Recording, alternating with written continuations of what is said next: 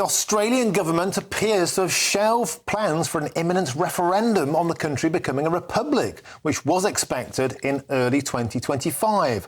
A spokesperson for the Albanese Labour government said its main priority remained helping Australians deal with the cost of living pressure, but that we do support the vision for an Australian republic and maintain a long-term vision for Australia as a mature, independent nation.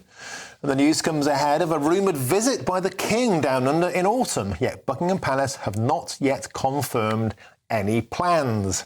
Well, joining us now to discuss this is Cameron Walker, GB News' royal correspondent. Cameron, always a pleasure. So great news, at least in the short term, Australia will stay part of the Commonwealth. They will stay admiring and loving the royal family.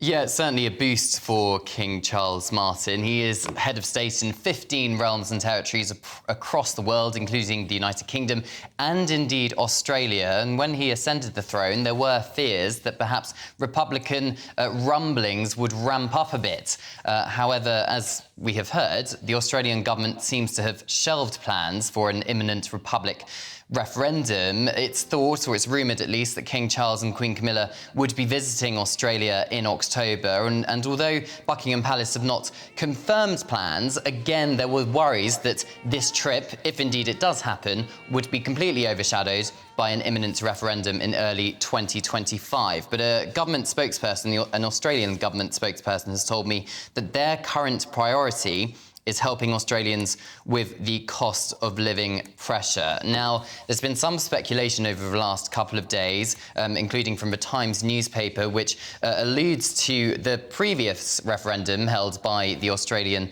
government back in October, and that was to do with trying to get Aboriginal people in Australia, or at least make it easier for them to voice their views in the Australian Parliament and essentially change the constitution.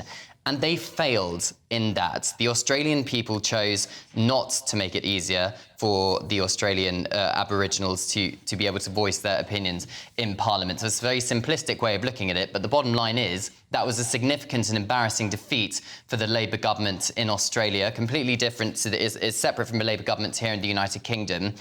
But the rumour is that the Australian Prime Minister could not face another defeat when it came to a referendum. So just to put this into some context, the current polling, or at least most recent polling, when it comes to Australia becoming a republic, 35%, a very small majority of Australians, want to continue with King Charles as head of state. That's according to a YouGov poll conducted on the first anniversary of King Charles ascending to the throne, whereas 32% want Australia to become a republic and have an elected head of state. That is a very narrow margin, however, and the Australian government in the long term does want Australia to become a republic. Excellent stuff. Cameron Walker, thank you as ever.